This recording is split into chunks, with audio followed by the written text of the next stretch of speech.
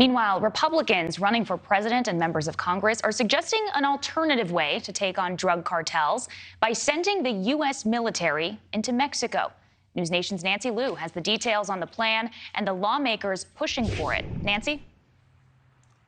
Well, Brooke, the proponents include Republican Senators Lindsey Graham, J.D. Vance, and a handful of others, along with the two leading GOP presidential candidates, and the idea seems to be gaining momentum. For decades, the drug war has included covert U.S. operations inside Mexico to monitor cartel activity and multiple instances of military surges along the American border. But U.S. military operations beyond the border on Mexican soil is a proposal more Republicans are on board with.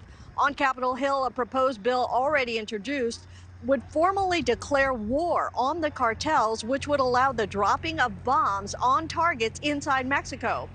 Former President Trump proposes a naval blockade as well, an idea highlighted by the recent capture of a submarine by Mexico's naval forces. The narco sub was leaving off the coast of Mexico City, loaded with 3.5 tons of what was suspected to be cocaine. According to one cartel expert, U.S. military involvement is warranted and would be effective in curbing the cartel-fueled drug supply that's claimed thousands of American lives.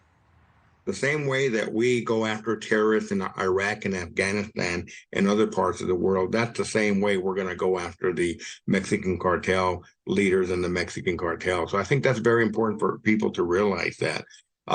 We won't be invading Mexico. That's not going to happen. From our side of the border, we would strategically target and attack the Mexican cartel in the same manner, similar manner that we go after the terrorists around the world, and that by using drones and sending missiles and blowing them up and killing them.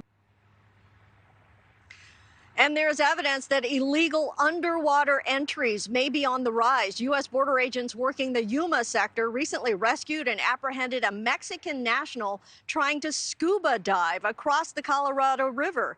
A source tells NewsNation's Allie Bradley that the migrant was with another man, and neither of them knew how to swim. Both were processed for return to Mexico. Now, Mexican President Obrador has rebuffed the idea of U.S. military action in their country, and some claim that any action without cooperation could be considered an act of war. But supporters argue that it would be a war against the cartels and not Mexico. Thank you for watching. Go to newsnationnow.com to find NewsNation on your television provider. And don't forget to click the red subscribe button below to get more of NewsNation's fact-driven, unbiased coverage.